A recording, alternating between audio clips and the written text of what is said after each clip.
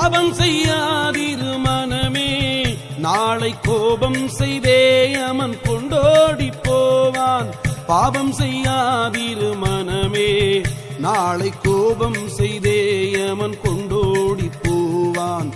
பாவம் செய்யாதிரு மனமே, நாளை கோபம் செய்தே அமன் கொண்டோடி போவான். பாவம் செய்யாதிரு மனமே, நாளை கோபம் செய்தே அமன் கொண்டோடி போவான்.